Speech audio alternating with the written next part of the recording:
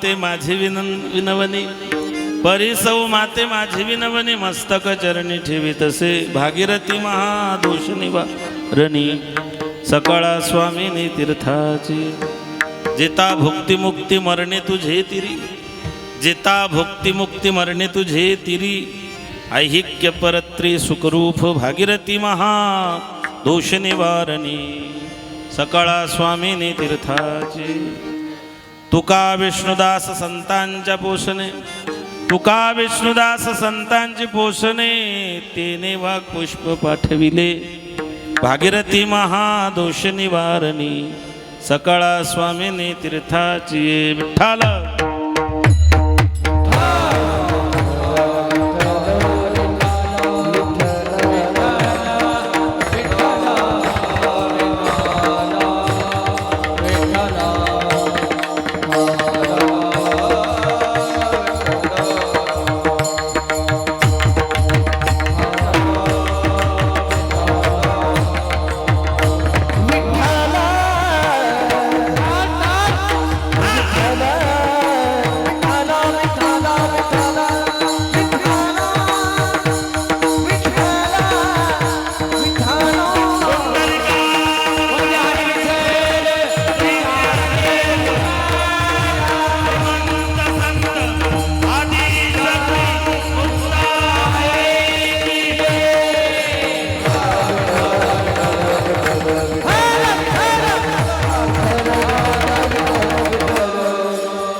महायोगपीठ तटे भीमरथ्यं वरं पुंडरीकाय दातो मनीन्द्र, सगमागत्य तिष्ठन्तमानन्द कंदं परब्रह्मलिंगं भजे पाण्डुरङ्गम्, अलङ्कापुरी रम्य सिंहासनस्थं पदाम्भुजतीजं स्फुरदिक्प्रदेशं, विधीन्द्रादिदेवी सदा स्तूयमानं, समाधिस्त्यमूर्ति भजे ज्ञानदीपं, समाधिस्त्यमूर्ति भजे ज्ञानदीपं, समाधिस्त्यमूर्ति भजे ज्ञानदीपं, जयांजकेली स्मरण होय सकल विद्येचे अधिकरण, तेजबंधू श्री चरण श्री गुरुजी नमस्कारोणी आता. ओम नमो जद्यवेद प्रतिपाद्य जय जय स्वसंवेद्यात्मरूपा, देवा तुझ गणेशु सकलार्थमति प्रकाशु, मनी निवृत्तिदा स्वबधारी जोजी. नमो विश्वरूपा विष्णुमाय बाबा, नमो विश्वरूपा विष्णुमाय बाबा, नमो विश्वरूपा विष्णुमाय बाबा, विश्वरूपा विष्णुमाय बाबा,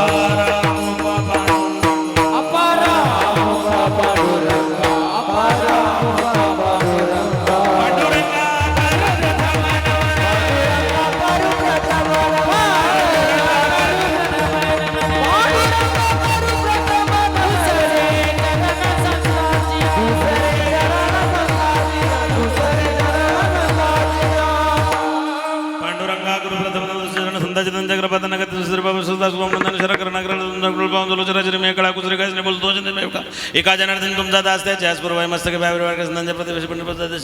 भेटी.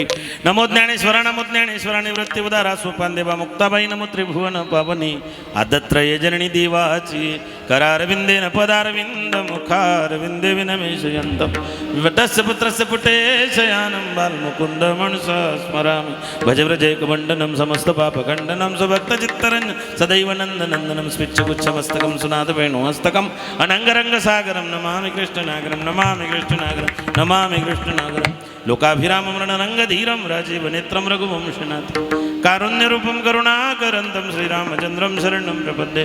वचन एका कमळापती माझी रंगाची विनंती कर जोडतो का ते गाडी आपण सावे जवळी, घ्यावे घ्यावे माझे बागसरका मागे राणी तुका बंधू वंदे भाषा का जिराकावा, कर जोडितो का ते गाडी आपण सावे जवळी, सेवे लागे सेवक झालो तुमच्या लागलो निचरणा, आहो स्वामी तुकया देवा यावरी न करावा भीर, कैवल्याचा पुतळा प्रकटला पुतळा चैतन्याचा जिवाळा ज्ञानोबा माझा, साधकाचा माय बाप दर्शन देता सर्वपदी सुखरूप ज्ञानोबा माझा, धन्य धन्य मुक्ताबाई तुमचे चरणी माझे डोई, माझा केला अंगीकार दाखविला परत्पर, आदत्रय जननी मुक्ताबाई माते कृपा करी वरद असते माझवरी, आदिनाथ अनुग्रह नाथासी दिला, नाथ्यास्त ठेविला मस्तकी तुमच्या, परिसौ माते माझी विनवणी, मस्तक चरणी ठेवी तसे भागीरथी महादोष निवारणी, सकाळा स्वामिनी तीर्थाची. प्रस्तुत प्राप्तस्थळी प्राप्त प्रसंगी अखिलकोट ब्रह्मांड नायक भगवान पांडुरंगाच्या पंढरीशाच्या चरणारविंद सेवेमध्ये समर्पित करण्यासाठी निवडलेला अभंग जगद्गुरु कळकळीत वैराग्य प्रतिपादन करणारे सदैव वैकुंठाला गेलेले वारकरी संप्रदायाचा कळत झाले देवचे सुप्रसिद्ध विश्ववंदनीय जगद्गुरु तुकोबराय भक्तिज्ञान वैराग्याचे त्रिविण संगम महाराष्ट्राचे जनक छत्रपती शिवाजी महाराजांचे गुरु देवमान्य संतमान्य जगमान्य जगद्गुरु असणारे साधकाचा मैबाप चिंतकाचा चिंतामणी अलंकापूर निवासी कैवल्य साम्राज्य चक्रवर्ती माऊली ज्ञानोबरायांना सुद्धा प्रिय असणारे ज्ञानेश्वरी साधू श्रीमंत संत जगद्गुरु तुकोबराय यांचा हा माय भागीरथीचं माय गंगेचं विनंती करणारा विनवणी करणारा अभंग आपल्या सेवेकरता निवडलेला विठ्ठल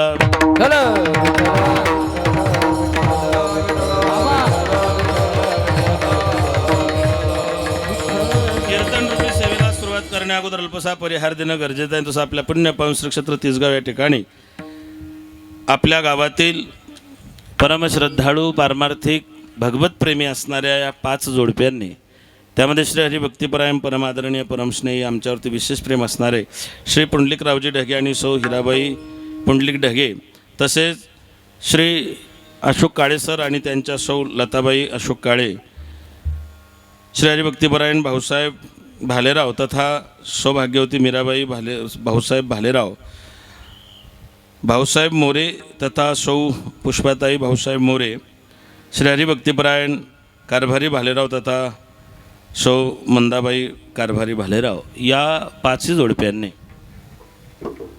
चारीधाम यात्रा आणि काशी विश्वेश्वराच्या गंगापूजनाच्या मावंद्याचा कार्यक्रम या ठिकाणी आयोजित केला.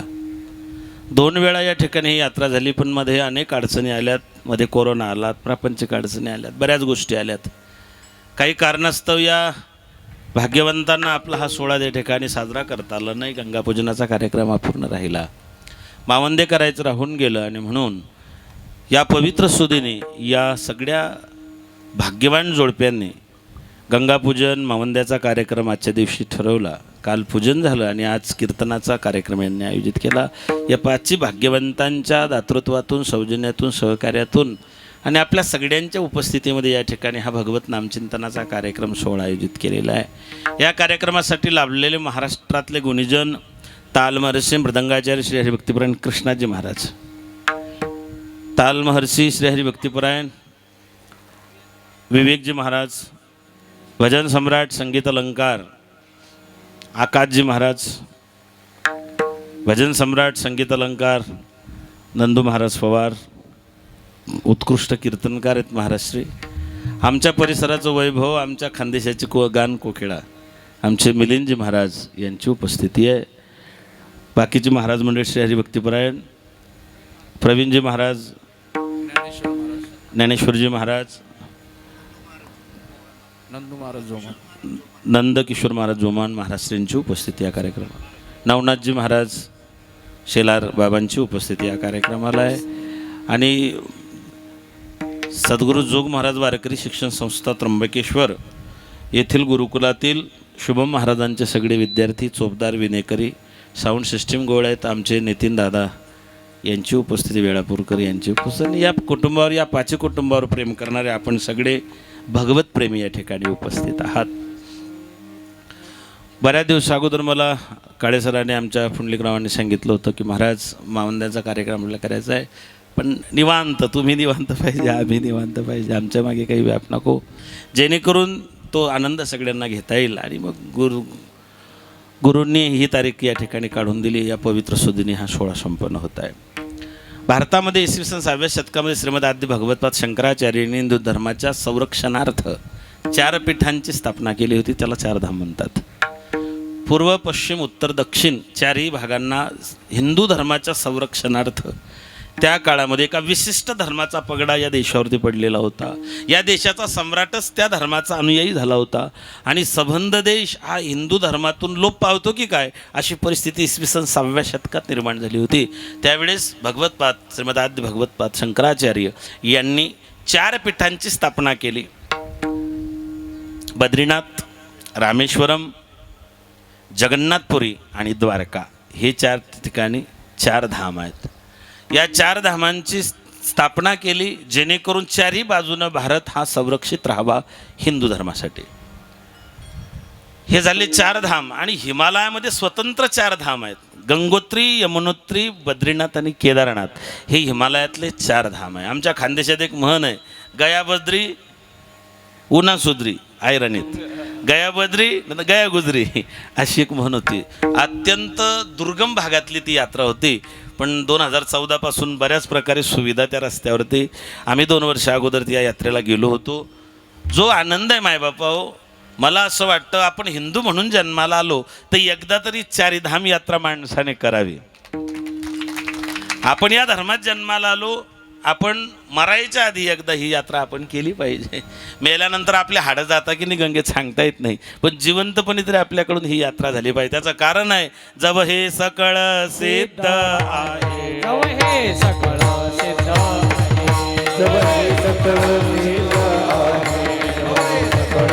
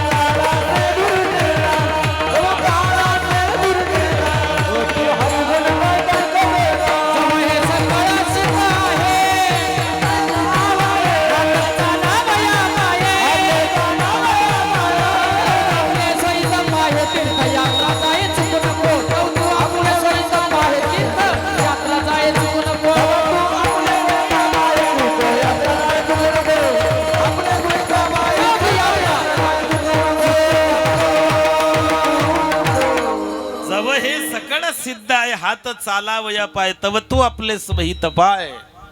हित अहित अनहित परहित स्वहित. स्वहितातला एक प्रकार सांगताना आमच्या शास्त्रकारांनी सांगितलं, तव तू आपले स्वहित पाय तीर्थयात्रे जाय चुकू नको. आणि या सगळ्या कार्यक्रमामध्ये बारीक सारीक नियोजनात आमच्या अविनाश भाऊंचं बारीक लक्ष आहे. एक नाव सुटून गेलं होतं बघा, सगळ्यांचे नाव घेतले, एक नाव सुटून गेलं. त्यांनी सांगितलं महाराज हार्मोनियमवरती आमचे बेडके महाराज आहे, आणि त्यांचं नाव सुटलं होतं. माफ करा, सॉरी शक्तिमान. विठ्ठल विठ्ठल.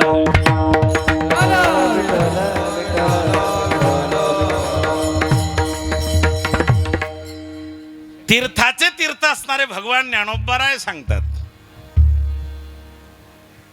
तीर्थयात्रे सुखे जाऊ. तुकोबाराय म्हणतात, जीवनमुक्त ज्ञानी जरी झाले पावन देव तीर्थ भजन न सांडिती. तुकोबाराय म्हणतात, जीवनमुक्त झाले असतील, ज्ञानी झाले असतील, जरी झाले पावन. ज्ञानोबाराय पावन होते, ज्ञानोबाराय जीवनमुक्त होते. ज्ञानोबाराय काय होते? माय होती, माता होती, आई होती, माऊली होती, विश्व माऊली होती, चक्रवर्ती होते, ज्ञानियांचे राजे होते. ज्ञानोबाराय कैवल्य साम्राज्य चक्रवर्ती होते.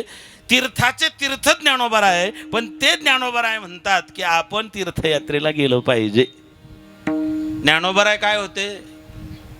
मायबापाऊ, ज्ञानोबाराय आत्मानंदाची प्राप्ती झाल्यानंतर अमृतानुभव जगाला देणारे, प्रापंचिक जीवांच्या उद्धारासाठी सर्व मार्ग सुलभ हरिपाठ म्हणणारे, चांगदेवासारख्या योग्यांना सुद्धा त्या ठिकाणी उपदेश करणारे ते ज्ञानोबाराय म्हणतात, जर तुम्ही किती पावन झाले, किती मोठे झाले, तरी देवतीर्थ भजन न सांडिती. ज्ञानोबारायांनी केलं काय? केला जगासी उपकार तारी येले नाही.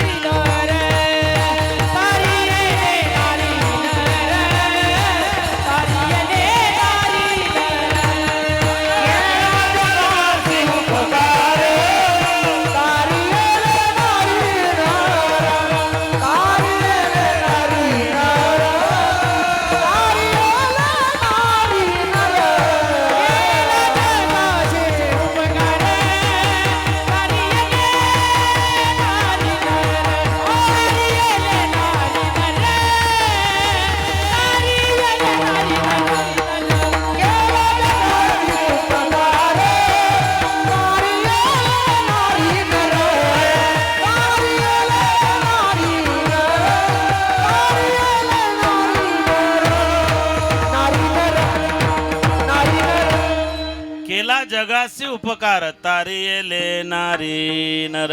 सगळ्या जगावर उपकार करून सगळ्यांच्या उद्धारार्थ ज्या ज्ञानोबारायांनी वयाच्या 22 वर्षापर्यंत अहोरात्र कष्ट घेतले ते ज्ञानोबाराय म्हणता. मी सुद्धा यात्रेला गेलो होतो.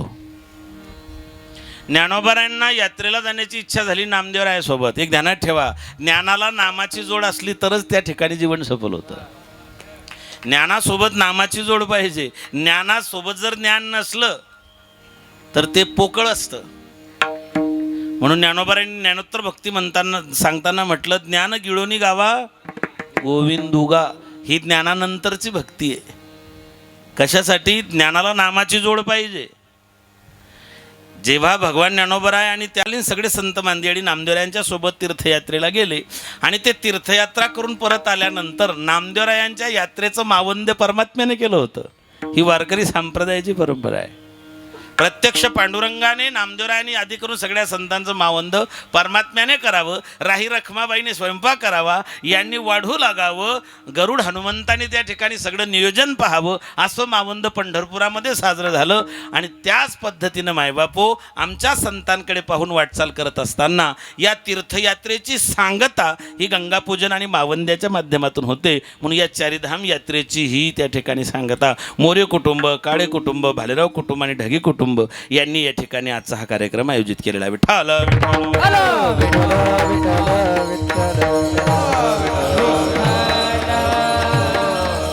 चार धाम, गंगोत्री, यमुनोत्री, बद्रीनाथ आणि केदारनाथ ही चारी यात्रा, ही चारही तीर्थांचं महत्त्व सांगणं गरजेचं आहे. तेवढं सांगू आणि पहिल्या चरणामध्ये माता गंगेवरती येऊन थांबू. तुकोबराय याच्यात गंगा मातेला विनंती करतायत.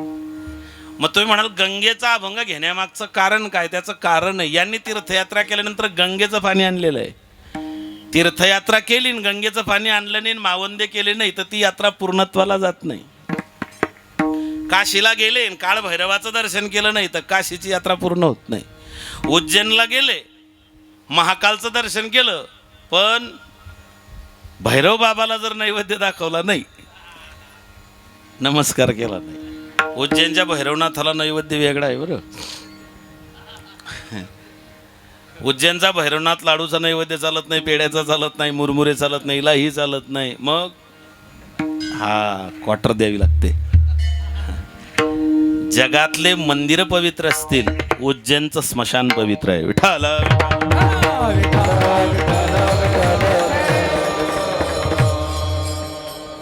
माता कामाख्या, उज्जैन, बगलामुखी या ठिकाणचे जे स्मशान आहेत ते जागृत स्मशान आहे. आपल्या धर्मामध्ये तंत्रविद्या सांगितलेली वारकरी संप्रदाय तिकडे जात नाही.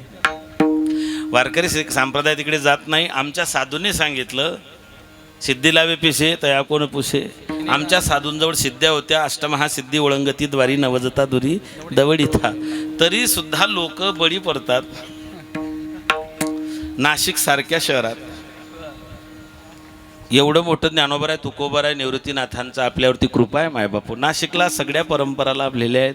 आपली परंपरा खूप मोठी जाज्वल्य आहे. विश्वगुरू निवृत्तीनाथांची कृपा आपल्यावरती आहे आणि त्या कृपेचा परिपाक जगदंबेच्या पायरीला आपण आहे. आणि म्हणून आपलं गाव हे वारकरी संप्रदायाशी निगडीत आहेत.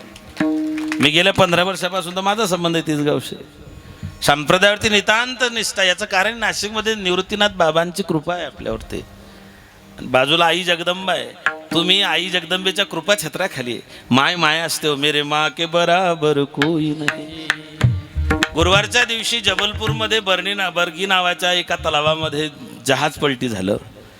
जे चित्र आलं किंवा जो फोटो आला, संपूर्ण देशाला नव्हे जगाला त्या चित्राने आईचं ममत्व आणि आईचं प्रेम समजावून सांगितलं. एक माय आपल्या लेकराला घेऊन त्या जहाजात बुडाली. 15 तास त्या मायनं लेकराला हृदयाशी कवटाळून मरेपर्यंत लेकराला सोडलं नाही. याचा अर्थ असा आहे की मी गेली तरी चालेल पण मी तुला शेवटपर्यंत, शेवटच्या श्वासापर्यंत तुला वाचवण्याचा प्रयत्न करेल. ती आई आहे. मग आई जर, आपली सामान्य आई जर लेकरासाठी एवढे कष्ट घेऊ शकते, तुमच्या बाजूला जी उभी ती तर जगज्जननी आहे. ती अनादी आहे, ती अंबिका आहे, ती भगवती आहे. आणि 3.5 शक्तिपीठापैकी अर्धपीठ या ठिकाणी तुमच्या जवळ आहे. एक तिची कृपा आहे, एक निवृत्तीनाथांची कृपा आहे आणि आपल्यावरती जी काही कृपा आहे ती आपल्या भगवान ज्ञानोबरायांची. आपण वारकरी संप्रदायाचे पाईक आहोत. मग आमच्या संतांनी तीर्थयात्रा सांगितली. जोडोनिया धन उत्तम व्यवहारे उदास विचारे वेच करी. उदास विचारे वेच करी म्हणजे कुठे बी खर्च करील का? जोडून म्हटलेलं आहे, कमावून नाही. कमावणे म्हणजे कसंही आणि जोडणे म्हणजे कष्टाने. तुकोबाराने म्हटलं असतं कमावणी धन उत्तम व्यवहारे, त्याला उत्तम म्हणता येत नाही, जोडून म्हटलेलं आहे. आपण स्वकष्टाने स्वर्जित केलेला पैसा, कष्टाने कमवलेला पैसा हा सत्पात्रे आणि सत्कार्यामध्ये खर्च झाला पाहिजे. त्याच्यातलं एक आहे उदास विचारे वेच करी. त्याच्यामध्ये एक प्रकार तीर्थयात्रेचा येतो. त्याच्यात 4 धाम आहे, 12 ज्योतिर्लिंग आहे, जगदंबेचे तसे 52 शक्तिपीठ आहे, तशी 108 शक्तिपीठ आहे. पण त्याच्यातलं एक पाकिस्तानात गेल्यामुळे आपण त्या ठिकाणी मुख्य 52 मानतो. पुन्हा अष्टविनायक आहे, सप्तमोक्षपुरी आहे.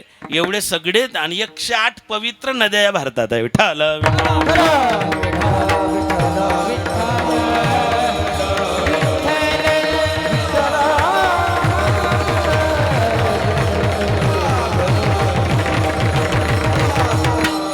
महाभारतामध्ये या 4ही धामांच्या यात्रेचा उल्लेख येतो. कौरव पांडवांची लढाई झाली, कौरव संपले, पांडवांच्या हातून भातृहत्या झाली.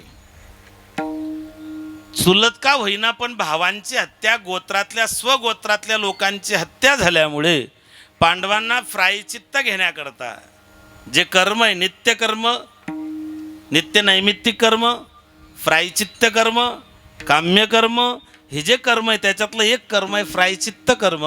आणि प्रायचित्त करण्याकरता पांडवांना यात्रा 4 धाम करण्याची त्या ठिकाणी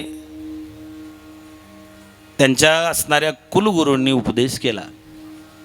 मग 5 पांडव, 6वी द्रौपदी, 7वा कुत्रा अशी तीर्थयात्रा सुरू झाली. पांडव सर्वप्रथम काशीला आलेत. काशीला भगवान विश्वनाथाने पांडवांना दर्शन दिलं नाही. पांडवांनी विचारलं त्याच्यानंतर की भगवान शंकराने आम्हाला दर्शन का दिलं नाही?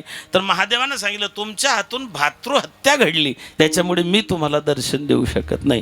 भगवान काशीमध्ये त्यांना दिसले नाहीत. तिथून हे हरिद्वारला गेलेत.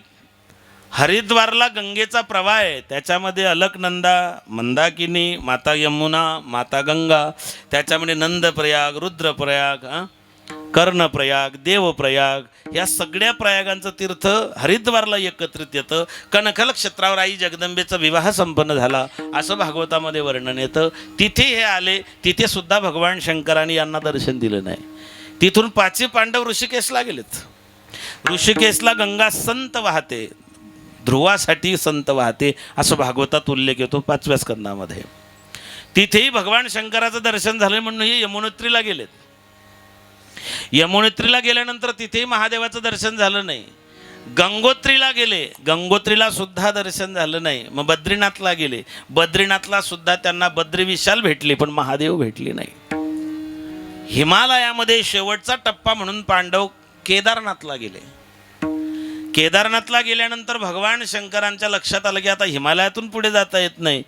त्यांनी एका म्हशीच्या कळपामध्ये भगवान शंकरांनी रूप पालटून आपला त्या ठिकाणी प्रवेश केला.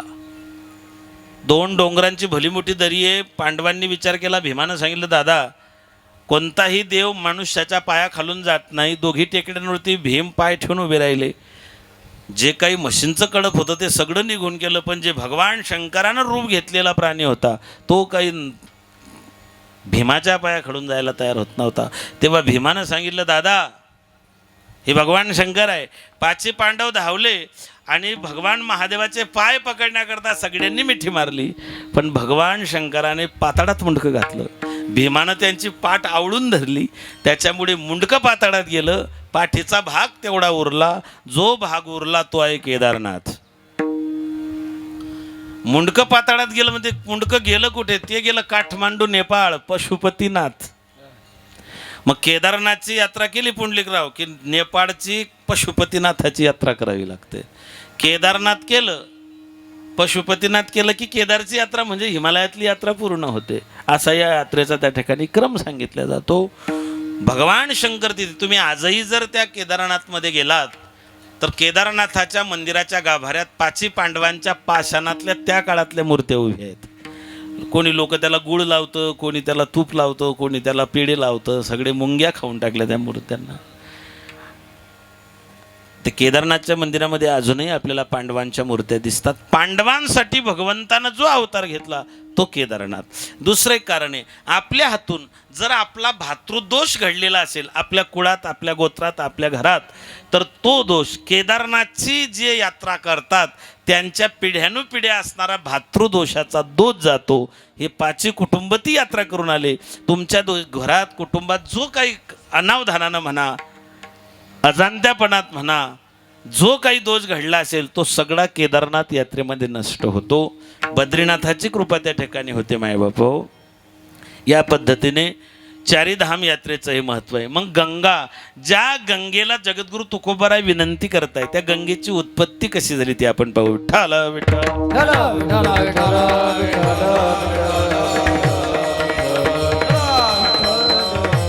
प्रभू रामचंद्राच्या सूर्यवंशामध्ये अनेक राजे झाले. त्या अनेक राजांप्रती एक बाहुक नावाचा राजा झाला.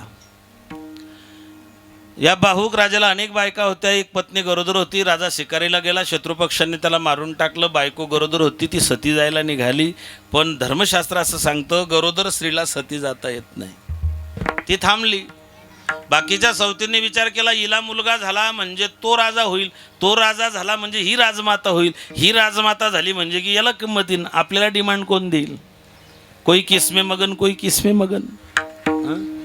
शेवटी या सगळ्या स्त्रियांनी त्या सवतीला विष पाजलं. आमचे महाराज वक्ते बाबा एक विनोदानं सांगायचे, 2 आवा, 2 जावान, 2 बोवा यांचं जमत नाही म्हणे.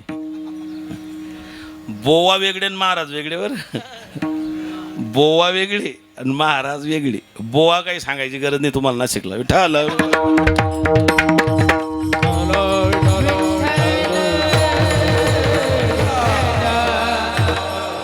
कारण रावण बुवाच्या वेशात आला होता. तेव्हा रावण जेव्हा पंचवटीत आला तेव्हा कोणाच्या वेशात होता?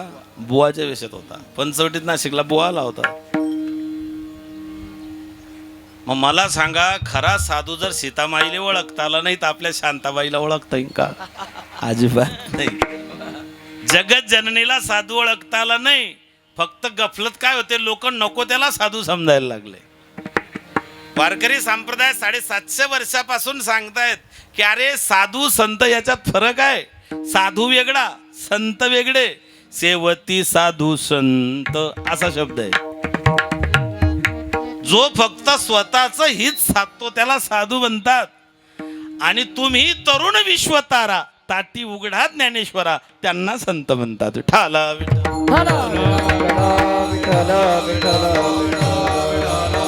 जो फक्त स्वतःचा विचार करतो त्याला साधू म्हणतात. 6+2 = साधू. ज्याने 6 धुतले त्याला साधू म्हणतात. काम, क्रोध, लोभ, मद, मत्सर, अहंकार, काम, क्रोध, लोभ निमाली ठाईची अवघी आनंदाची सृष्टी झाली. मग एकदा आनंदाची सृष्टी झाली की माणूस निर्भय होतो. निर्भय झाला की भीती जाते. पण माणूस निर्भय केव्हा होतो? आता भय नाही, आता भय नाही.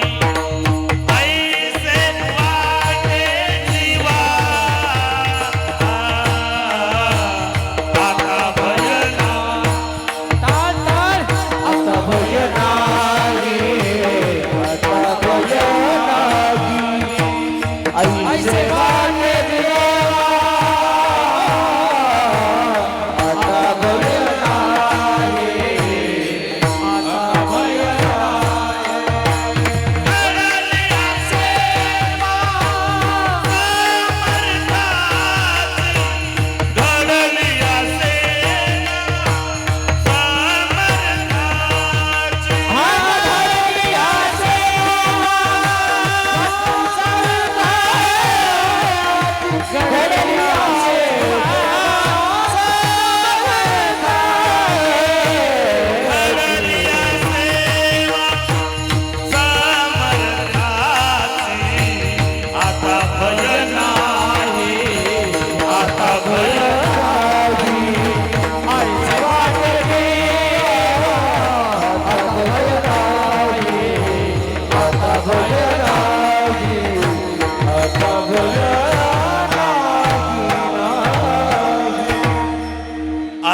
भय नाही ऐसे वाटे जीवा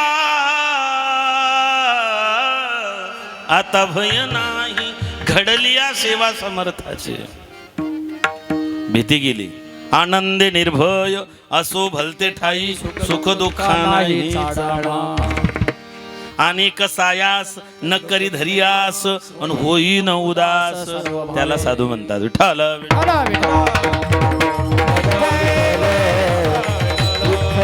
त्यांनी त्या सवतला विष पाजलं गर्भपात होण्याकरता पण जाको राखे साईया मार सके ना कोई बाल न बाका होई जब सारा जग बैरी होई देवतारी त्याला बोलत चला देवतारी त्याला पण जो हातोपाई मरी त्याला देव काय करी तुका म्हणे बुडे बांधोनी दगड तेथे काय कोळ धावायाचे तुको बराय म्हणतात सवतीने विष पाजलं पण ते लेकरू जन्माला आलं संस्कृत मध्ये विषाला गर म्हणतात गर पाजलं तरी पोरग जन्माला आलं म्हणून त्याचं नाव सगर ठेवलं या सगर राजाला 3 बायका झाल्यात पुढे आणि याला अनेक मुलं झाले तशी भागवतात त्याची काउंटिंग 60,000 आहेत या राजाला अनेक मुले झालेत त्या काळामध्ये इंद्राने यांच्या अश्वमेध यज्ञातला घोडा पळवला आणि तो घोडा कपिल मुनीच्या आश्रमामध्ये नेऊन लपवला इंद्राला वाटलं जर अश्वमेध यज्ञ या राजाचा पूर्णत्वाला गेला तर माझं इंद्रपद धोक्यात येईल खुर्चीवर बसलेल्या माणसाला खुर्ची जाण्याची जास्त भीती असते बंगालमध्ये उलथापालथ झाली की नाही आज विठ्ठल विठ्ठल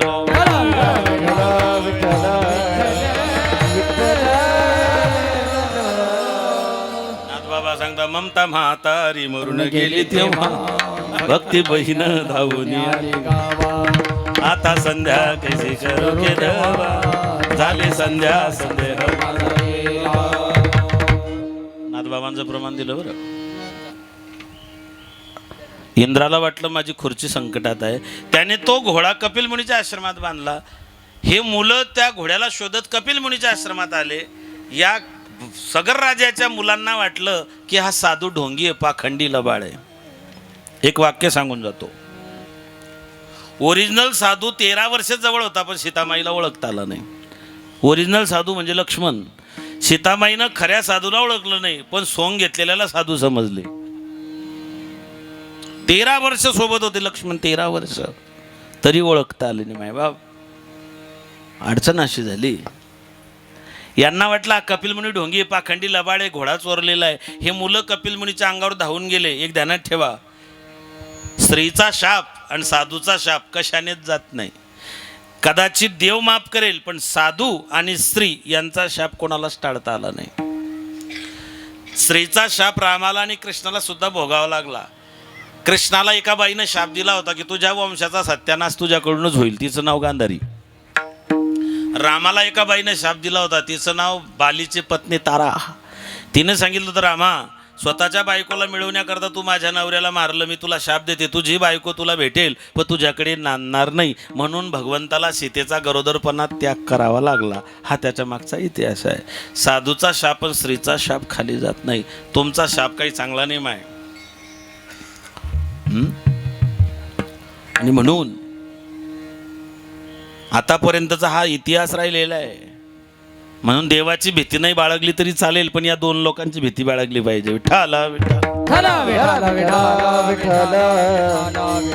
यांनी शाप दिला शाप देऊन या सगळ्यांना जाडून टाकलं त्यांची रक्षा झाली माती झाली या राजाची दुसरी बायको केसिनी तिच्या पोटी असमंजस नावाचा राजा आला हा राजा कपिल मुनीकडे गेला त्यांनी विनंती केली की महाराज जे झालं ते झालं माझ्या पूर्वजांच्या हातून चूक झाली पण तुम्हाला एक विनंती करतो माझ्या पूर्वजांचा उद्धार होण्यासाठी काय करू त्यांनी सांगितलं माता गंगेची आराधना कर माता गंगा जर स्वर्गातून आली तुझ्या पूर्वजांचा उद्धार झाला तर त्यांना मोक्ष मिळेल असमंजस नावाच्या राजाने गंगेची उपासना केली असमंजस संपला त्याच्या पोटी अंशुमान आला त्याने उपासना केली तो संपला अंशुमानच्या पोटी दिलीप आला दिलीप संपला दिलीपच्या पोटी भगीरथ आला चौथी पिढी सुरू झाली भगीरथ राजाने माता गंगेची आराधना केली गंगा तेरा पाणी अमृत झर झर बहता जाए गंगा तेरा पानी अमृत झर झर बहता जाए युग युग से इस देश की धरती तुझसे जीवन पाए गंगा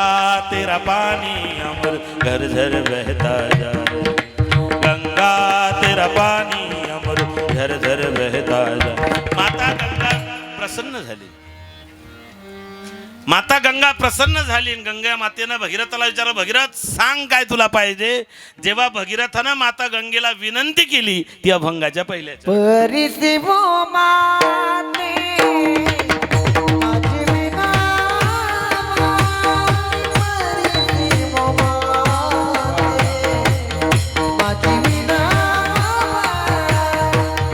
परिसी माते माझी विना परिसी माझी विना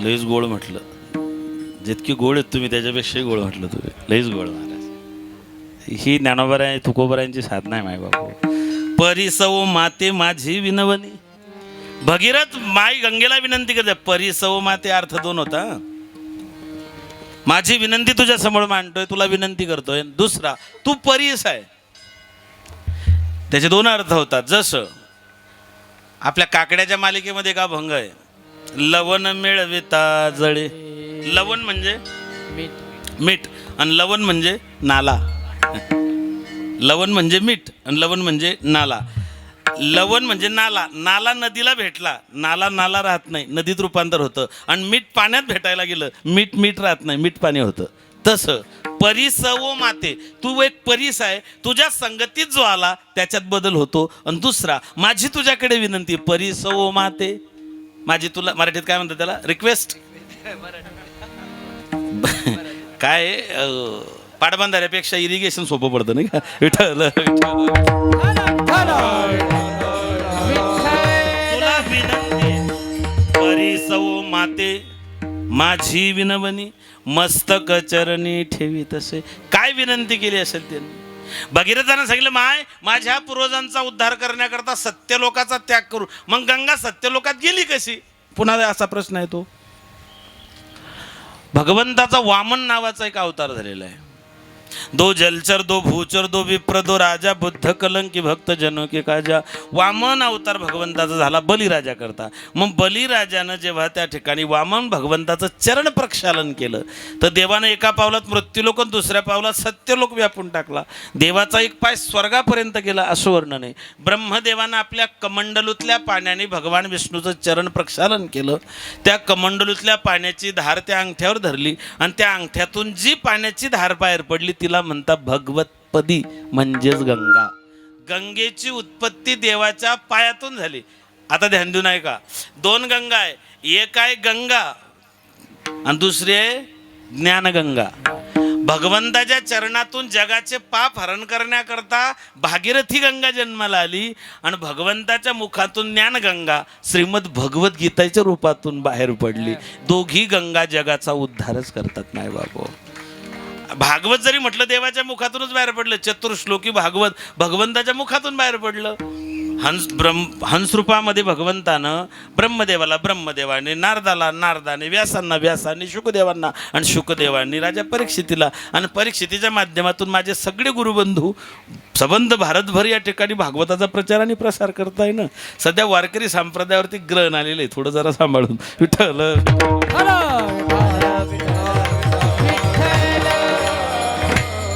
बाबा, देवानं चाळणी लावली सध्या, चाळणी. देवानं चाळणी लावायचं काम केलेलं आहे सध्या. देवानं ऑडिट हाती घेतलंय आता तुमचं माझं सगळ्यांचं. देव मलाही विचारीन ना. अहो, विषय असा आहे, 2 घंटे आम्ही तुमच्या पुढे कीर्तन करतो, भगवत नामचिंतन सांगतो, तुम्ही श्रद्धेनं ऐकतात. पण आम्ही 22 घंटे काय करतो तुम्हाला काय माहिती. मग तुम्ही म्हणा आमचा 2 घंट्याशी मतलब, तुम्ही 22 घंटे काय किडे पाडता मला काय माहिती. पण एक ध्यानात ठेवा, तुम्ही फक्त 2च तास आमच्याकडे ध्यान ठेवता, पण परमात्मा 24 घंटे आमच्यावर लक्ष ठेवून आहे.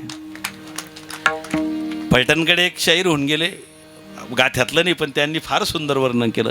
पाप करोनी पापी मन हे सैरा वैरा पडतय र, काय काय केलंस भल्या माणसा देवाला सार कळतंय.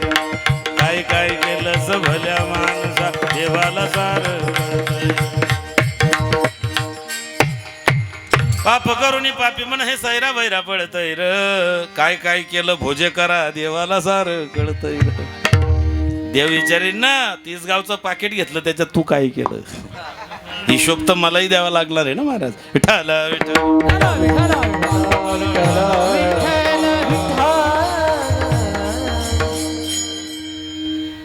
ऐका, ज्याची ज्ञानोबा तुकोबरावरती नितांत श्रद्धा आहे त्याच्या केसालाही धक्का लागणार नाही.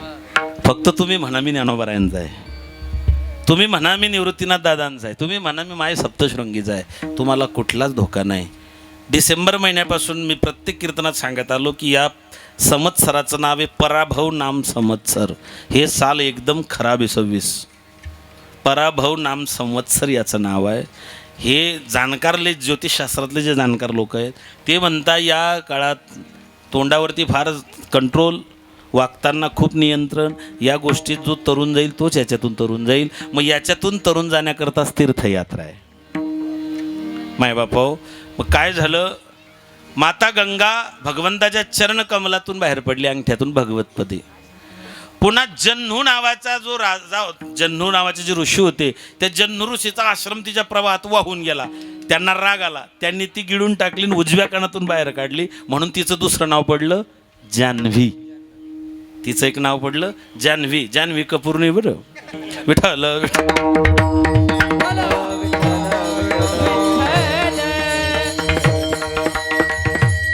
जान्हवीची मम्मी पाण्यात बुडून मेली, ती नाही. जन्नू राजा जन्नू ऋषी त्यांच्यापासून उत्पन्न झाली म्हणून तिचं नाव जान्हवी. मग भगीरथानं विनंती केली, परिसव माते माझी विनवणी, मस्तक चरणी ठेवी तसे. काय विनंती आहे म्हटले, माय सत्यलोकाचा त्याग करून मृत्यूलोकात माझा पूर्वजांचा उद्धार कर. माता गंगेने सांगितलं, भगीरथा मी जर सत्यलोकातून मृत्यूलोकात आली, मी पृथ्वीला छिद्र पाडून पाताळात निघून जाईल, माझा प्रवाह धारण कोण करेल? तेव्हा त्यांनी सांगितलं, तुमचा प्रवाह धारण करतील त्यांचं नाव भगवान शंकर. गंगोत्री शिखरावरती तुम्ही गेले, तिथे भगीरथाचं मंदिर आहे बघा, पांढरा कलर मारलेला आहे त्याला. भगीरथाचं मंदिर गंगोत्री शिखरावरती, तिथे ओरिजिनल तपोभूमी भगीरथाची नाही, तिथून पुढे 16 किलोमीटर आतमध्ये हिमालयाच्या गुहेमध्ये तिथे ओरिजिनल तपस्थली आहे. तिथे आपल्याला जाता येत नाही. रामदेव बाबासारखे लोक जातात, जे ऋषी आहेत, साधू आहेत, महंत आहेत, त्यांना तिथे जाता येतं, आपल्याला तिथे जाता येत नाही. आपल्यासाठी प्रतिकात्मक जिथे भगीरथानं पहिल्यांदा अनुष्ठान केलं ती आहे. तिथून पुढे 16 किलोमीटर हिमालयामध्ये त्या ठिकाणी ते स्थान आहे.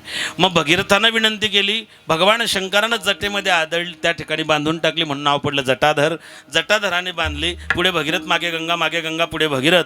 गंगा भगीरथांच्या मागे येऊन कपिल मुनींच्या आश्रमात आली, सगळ्या पूर्वजांचा उद्धार केला. मग आता ऐका, एकाच्या कैवाडे उगवी बहुतांचे कोडे.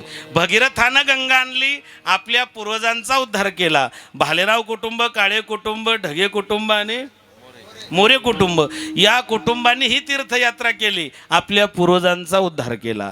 जसं भगीरथानं गंगा आणली पूर्वजांचा उद्धार केला, तसं या 5 जोडप्यांचे सुपुत्रांचे नावं बोर्डवरती आहे. श्री रोशन पुंडलिक ढगे, सरपंच तिसगाव, श्री स्वप्नील अशोक काळे, श्री निलेश भाऊसाहेब भालेराव, श्री श्याम भाऊसाहेब मोरे बाजूला चोपदार, श्री सचिन कारभारी भालेराव, या सगळ्या सुपुत्रांनी आपल्या पूर्वजांच्या उद्धारार्थ आपल्या आईवडिलांची इच्छा पूर्ण करण्यासाठी हा भला मोठा कार्यक्रमाचं आयोजन या ठिकाणी केलेलं आहे. भगीरथानं फक्त गंगा आणली, पूर्वजांचा उद्धार केला. या 5 कुळाचा उद्धार या सगळ्या लोकांनी केलेला आहे. विठ्ठला विठ्ठला विठ्ठला.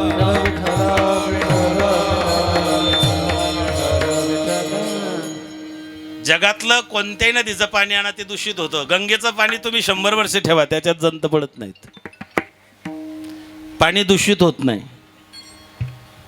अजून शास्त्रज्ञ सुद्धा हैराण आहेत की याच्या मागचं कारण काय. मग त्यांनी त्याच्यामध्ये काही सांगितलं की मिनरल, काही त्याच्यामध्ये असणाऱ्या बॅक्टेरिया या पोषक आहेत म्हणून दूषित होत नाही. अनेक कारणं असतील, पण आमची श्रद्धा आहे ती भगवंताच्या चरणातून निर्माण झाली, त्याच्यामुळे ती दूषित होत नाही. श्रद्धेच्या पुढे बाकीच्या गोष्टी लागत नाही. भगवंताच्या चरणातून तिची उत्पत्ती झाली, आपण इथपर्यंत आलो. भगीरथानं आणली म्हणून तिचं नाव भागीरथी पडलं. गंगे स्नान केलं की पाप जातं. गंगा पापम शशितापम दैन्य कल्पस्तरुस्तता.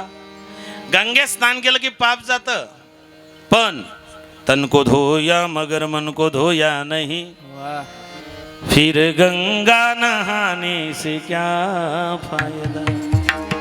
गंगा नहाने हरिद्वार काशी गया, गंगा नहाते हुए ये ख्याल, तन को धोया मगर मन को धोया नहीं.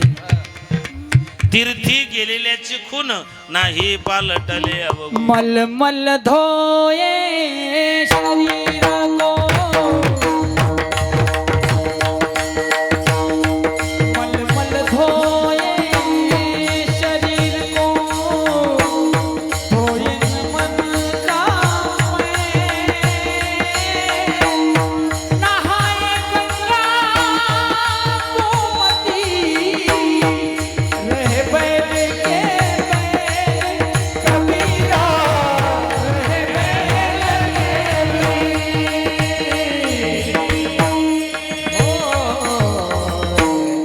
मल शरीर को कबीरजी वर्णन करतात, मलमल धोई शरीर को, म्हणून तीर्थी गेलेल्याची खून नाही पालटले अवगुण.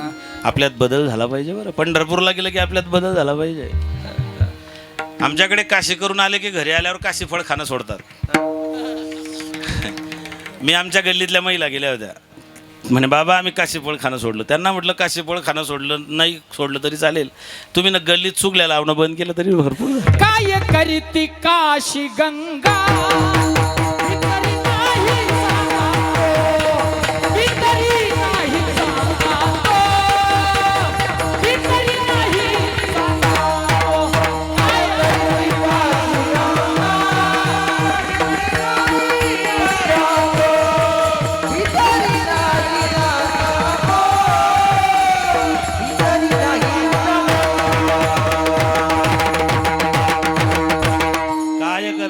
भितरी गंगा भितरी नाही सांगा तो. हा. आता तुम्हाला असं वाटतं हे प्रमाण का बरं दिलं? त्याचं कारण सांगतो. बोर्डावरती एक वाक्य लिहिलेलं आहे, ते एक प्रमाण लिहिलेलं आहे. तीर्थयात्रे पुढे वाचे विठ्ठल वाचे विठ्ठल नाम गाऊ संत संग शिव धरणेवरी आवडी करू.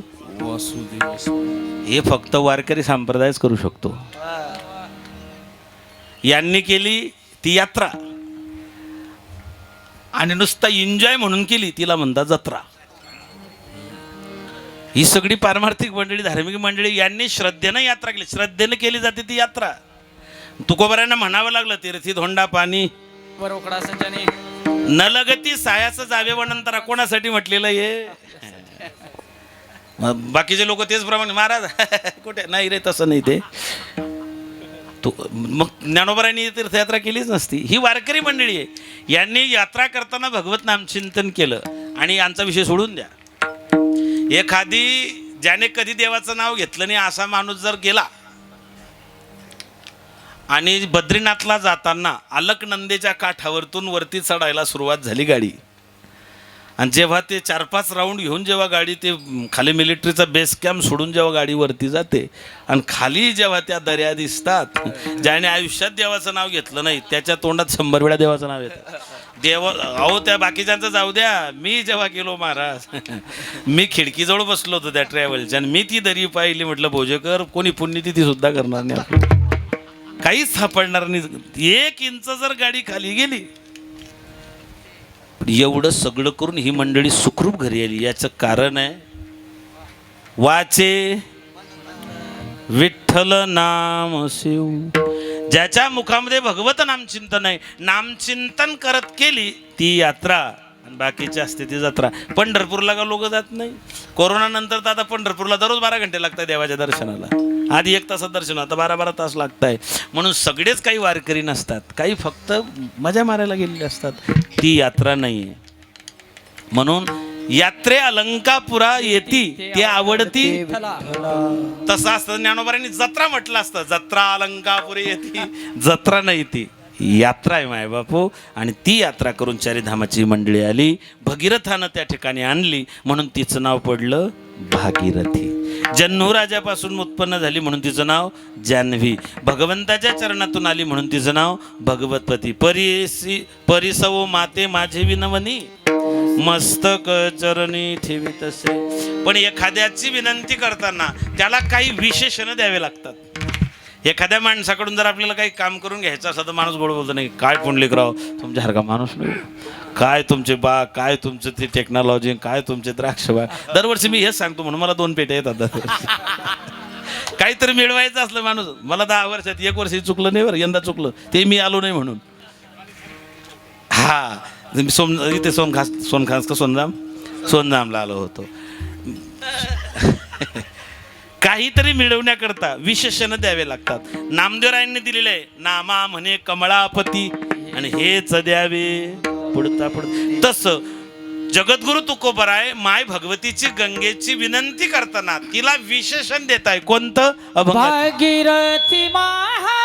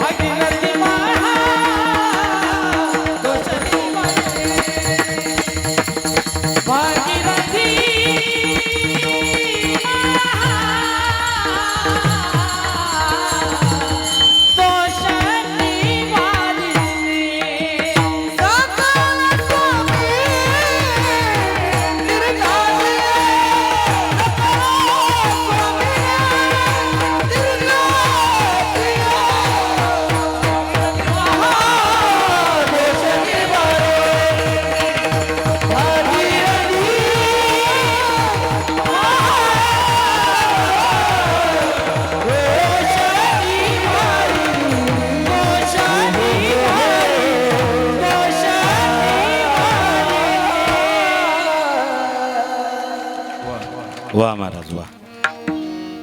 20 वर्षापासून या माणसाची तब्येत बी तशीच आणि आवाज बी तसा. कौन से चक्के का आटा खाते हो भाई. बरं या बाहेरचे झाले वाटतं का त्यांच्याकडे पाहू. 16 वर्षाचे आमच्या तरी इयर बॅगा वाढत चालल्या. विठ्ठल विठ्ठल.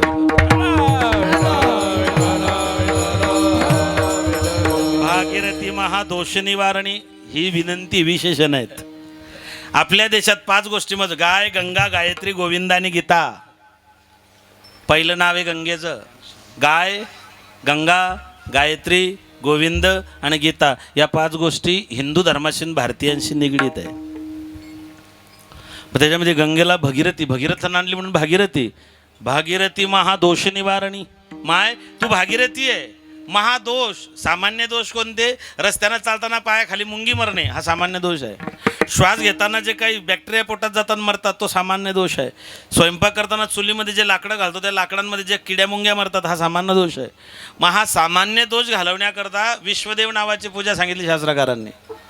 त्याच्यासाठी काय करावं लागतं? रोज सकाळी स्वयंपाक करताना एका भाकरीचे 4 तुकडे करून त्याच्यावरती गूळ आणि तूप टाकून एक कुत्र्याला, एक कावड्याला, एक मुंग्यांना आणि एक पाण्यात माशांना असे 4 प्रकार भाकरीचे टाकावे लागतात. त्याला विश्वदेव नावाची पूजा म्हणतात. नाही हे जमलं तर स्वयंपाक झाला की पहिला घास अग्नीत टाकावा लागतो. आता पूर्वी चूल होती त्याच्यामुळे अग्नीत टाकलं जात होतं. आता गॅसवर टाकायचं कुठे हा प्रश्न.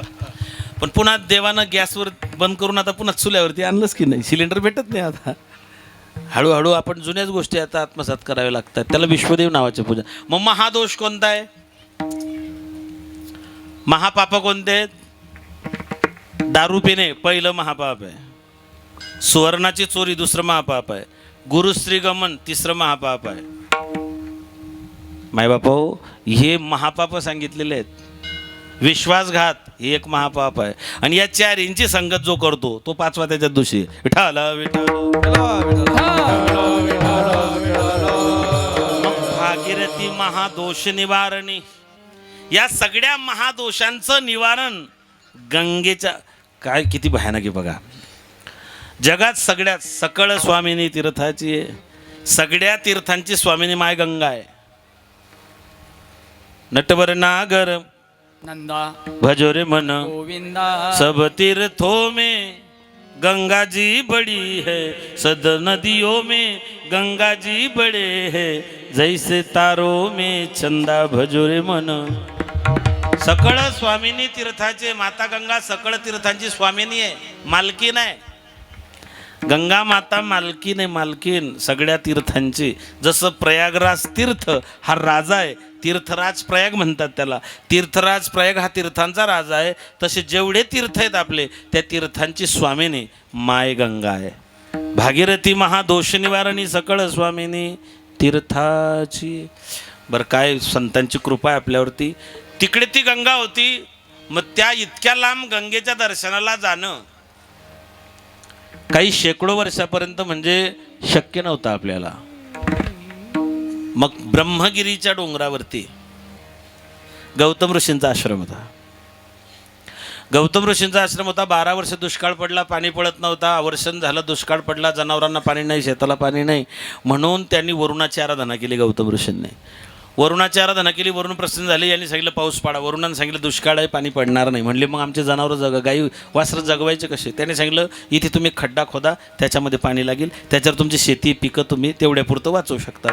त्यांनी तिथे खड्डा खोदला, तिथे पाणी लागलं. त्या पाण्यामधून त्यांची शेती, त्यांचं बाकीच्या गोष्टी होऊ लागल्या. पण झालं काय? इकडे गंगा शंकरानं डोक्यावरती धारण केली.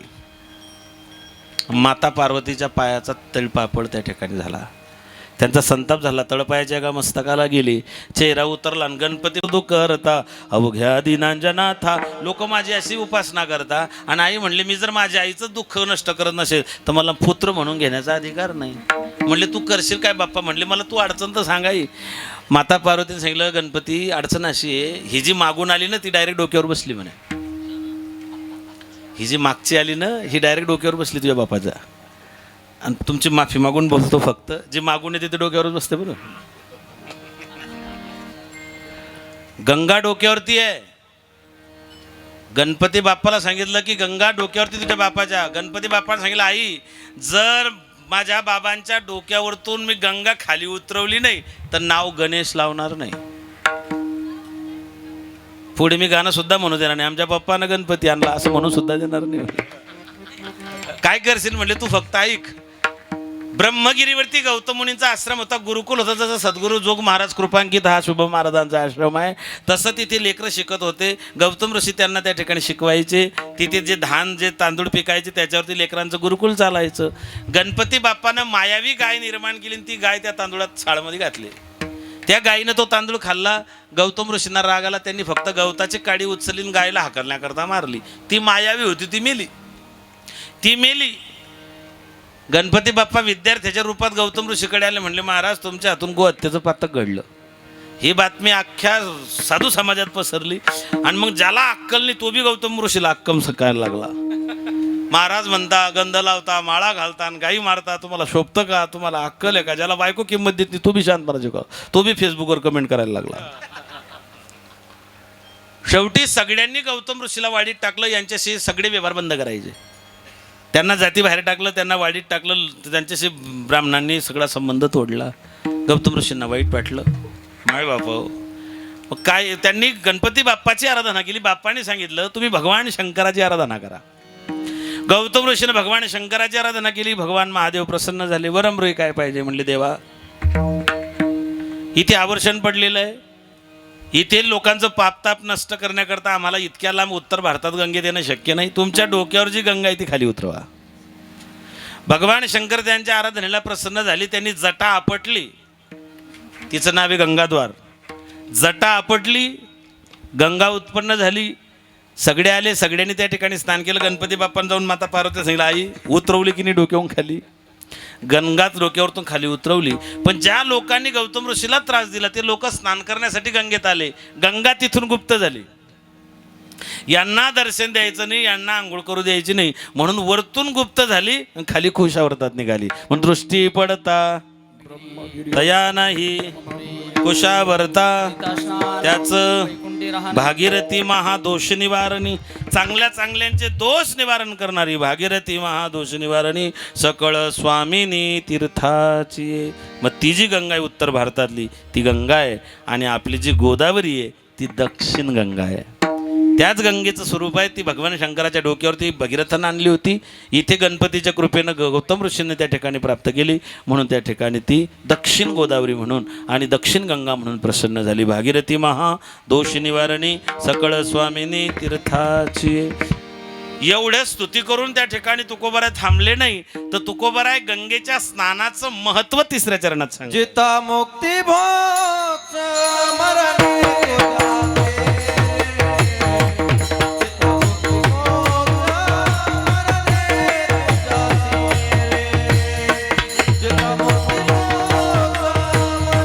जिवंतपणी त्या ठिकाणी भौतिक सुखांचं सगळी त्या ठिकाणी कृपा आणि मेल्यानंतर तुझ्या तीरावर जर मरण आलं तर मुक्ती मिळते. ऐहिक्य परत्रे सुखरूप. इहलोकातलं आणि परलोकातलं जे काही सुख आहे ते सगळं प्राप्त गंगेच्या कृपेनं होतं. म्हणून काशीमध्ये जर माणसाला मरण आलं, गंगा मातेची कृपा अशी महादेवाची, काशीत जर माणसाला मरण आलं तर मुक्ती मिळते. काशीत मरण आलं तर मुक्ती मिळते म्हणून बरेच लोक काशीला जातात. कशाला? नाही हो, आपलं नाही. आपण तीर्थेला यात्रेला जातो, आपण तीर्थ म्हणून जातो, पण त्याच्या 300 किलोमीटरच्या अंतरावर जे लोक राहतात, ज्यांनी आयुष्यभर परमार्थ नाही, व्रतवैकल्य नाही, नामस्मरण नाही, ज्या लोकांनी आयुष्यभर नुसता पैसा हाय पैसा हाय पैसा हाय पैसा, मेल्यावर बी खाय पैसा, असे लोक जे जगले ते शेवटी आपला उत्तरार्ध आपल्या जीवनातला शेवटचा काळ हा गंगेच्या किनारी जावा. आणि जर काशीत मरण आलं तर आपल्याला मुक्ती मिळेल. म्हणून बरेच लोक आपल्या मुलांना सांगतात की आम्हाला शेवटचा आमचा अंतकाळ तिथे जाईल. जे श्रीमंत लोक आहेत ते रूम वगैरे करून त्या ठिकाणी राहायला तिथे जाऊन थांबतात. मग मला सांगा, काशीत जर मरण आलं तर मुक्ती मिळते. काशीत मुक्ती मिळवण्याकरता मरावं लागतं. पण पंढरपुरात नुसता विठोबाचा कळस पाहिला तो का म्हणे मोक्ष. मग याचा अर्थ असा आहे का मग काशीला जायचंच नाही? अजिबात नाही मायबापू. आपण गेलंच पाहिजे, आपण तीर्थयात्रा केलीच पाहिजे. काशीला जे 84 घाट आहे त्याच्यापैकी एक घाट आहे, त्याचं नाव आहे मनकर्णिका घाट. आणि एक आहे राजा हरिश्चंद्र घाट. जिथे राजा हरिश्चंद्रानं डोंब्याच्या घरी प्रेतांना जाळलं तिथे आजही प्रेतं जाळतात, त्याला म्हणतात हरिश्चंद्र घाट. आणि दुसरा आहे मनकर्णिका घाट. मनकर्णिका नाव का, तर गंगेच्या किनारी माता पार्वती फिरताना तिच्या कानातला जो काय म्हणतात त्याला, हाही झुमका, झुमका सुंदर झाला, कानातला आभूषण, कर्णफूल म्हणतो आपण, जुन्या काळात माझी माहिती आहे कर्णफुलं म्हणत त्याला. कानातला जो काही कर्णफूल होतं ते पार्वतीचं तिथे पडलं, ते गंगेनं गिळंकृत करलं म्हणून त्याचं नाव पडलं मनकर्णिका घाट. एक आहे हरिश्चंद्र घाट, एक गाय घाट, एक राजा घाट, दशाश्व घाट, असे अनेक घाट त्या ठिकाणी आहे. हे 84 मुक्त करणारे ते घाट आहे. आणि म्हणून महाराज म्हणतात जर तिच्या तीरावरती माणसाला मरण आलं तर मुक्ती मिळते. ऐहिक्य परत्रे सुखरूप, इहलोक परलोक सुखरूप होतो. भागीरथी महा दोष निवारणी, सकळ स्वामिनी तीर्थाचे विठोबा रखुमाई.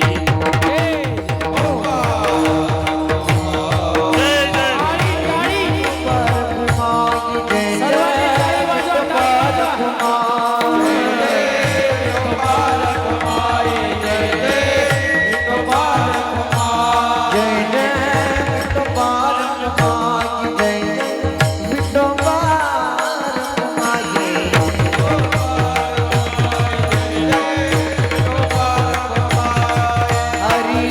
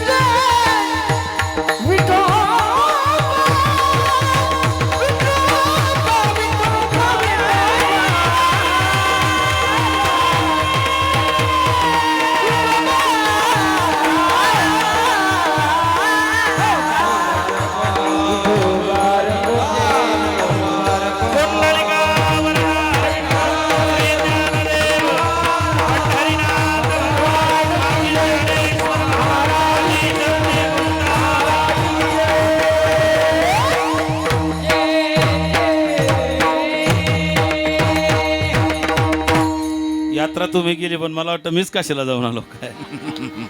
धन्यवाद धन्यवाद. विठ्ठल विठ्ठल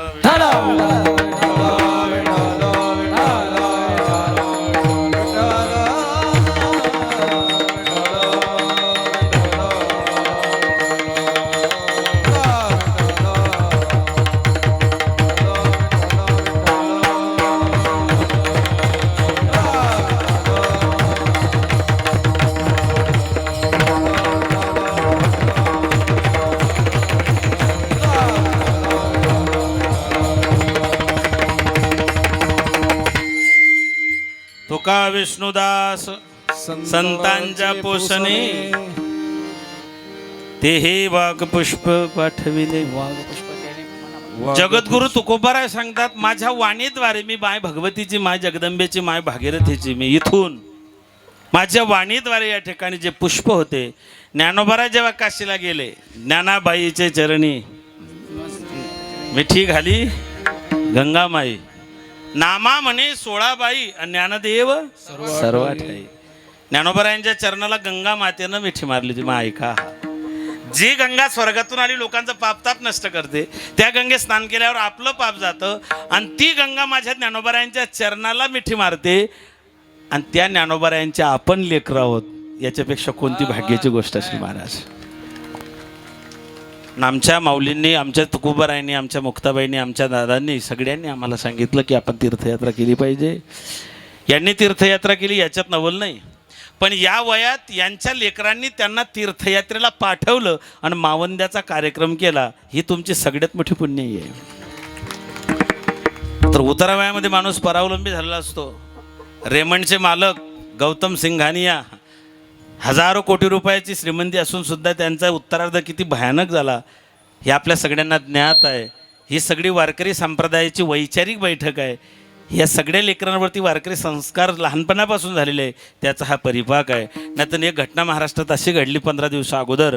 बाप रिटायर झाला. मुलांना बापाकडे कामधंदा कोणताच करत नव्हता. रिक्षा घ्यायला पैसे मागितले. बापानं रिटायरमेंटचा PF वगैरे जे पैसे ते द्यायला नकार दिला. मुलाने कमरेचा पट्टा काढला आणि बापाला तोपर्यंत मारत राहिला जोपर्यंत बापाचा जीव जात नाही. समाजामध्ये एकीकडे असा एक वर्ग पाहायला मिळतो आणि दुसरीकडे हे सगळे पाची लेकरं ज्यांनी आपल्या मायबापांच्या या तीर्थयात्रेच्या मावंद्याचा कार्यक्रम केला.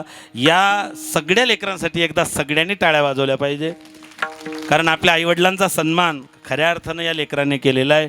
तुम्ही तीर्थयात्रा केली हे तुमचं पुण्य आहे आणि तुम्ही जे आयुष्यभर वारकरी संप्रदायाचे पाईक राहिले त्याचा परिपाक तुमच्या लेकरांना संस्कारित बनवलं गेलं. ते संस्कारित राहिले आणि त्यांना तुमच्याबद्दल तो आदर कायमस्वरूपी टिकून राहिला. हे आदर्श कुटुंब आहेत. हे लेकरं आदर्श आहेत. आपण सगळे त्या ठिकाणी मायबाप हो. उपस्थित प्रत्येक माणूस तोला मुलाचा आहे. आपल्या प्रत्येकाची उपस्थिती या कुटुंबांना या ठिकाणी सदिच्छा देण्याकरता आलेला आहे. झालेली सेवा माऊली महावैष्णव श्रीमंत संत ज्ञानेश्वर भगवान माझे माय मुक्ताबाई आई सप्तशृंगी आणि निवृत्तीनाथ दादांच्या चरणी समर्पित करतो. या कुटुंबांनी या पाचित लोकांनी ज्या ठिकाणी या जोडप्यांनी ही चारिधाम यात्रा आणि काशी विश्वेश्वर ही संपूर्ण यात्रा करून या ठिकाणी आलेले आहेत. मी भगवान ज्ञानोबारांकडे माय मुक्ताबाईकडे विनंती करेल की यांच्या हातून असाच परमार्थ घडो. यांच्या हातून अशीच वारी घडो. यांच्या हातून सत्कर्म घडो. यांच्या हातून वारकरी संप्रदायाची सेवा घडो आणि यांचा आदर्श येणाऱ्या पिढ्यांनी घेऊ असंच या ठिकाणी विनंती करतो. झाली सेवा पुनश्च ज्ञानोबा यांच्या चरणी समर्पित करून या ठिकाणी थांबतो. ज्ञानेश्वर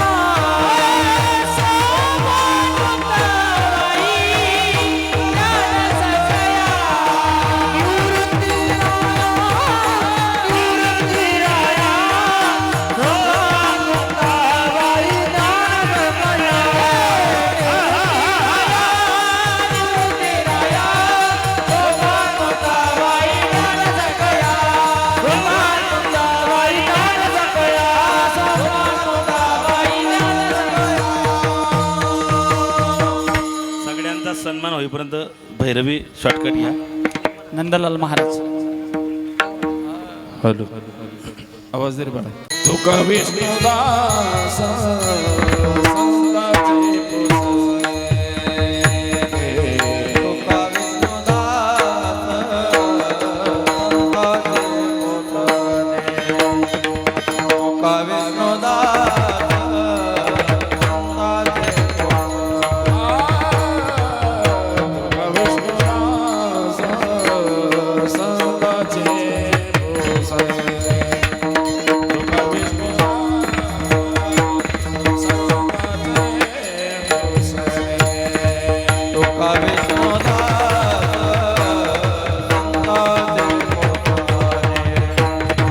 तुका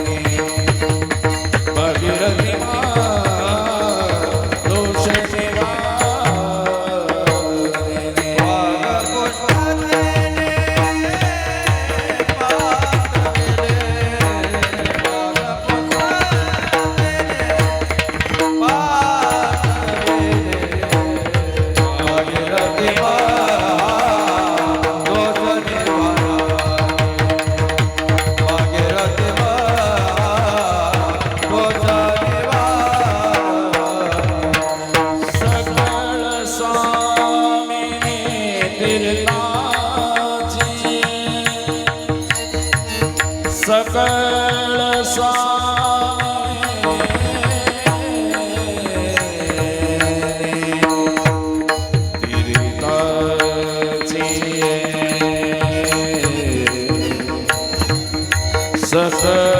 स्वामी तीर्थाची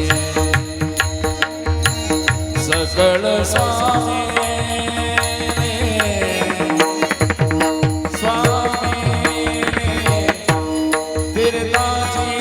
सकळ सकळ स्वामी सकळ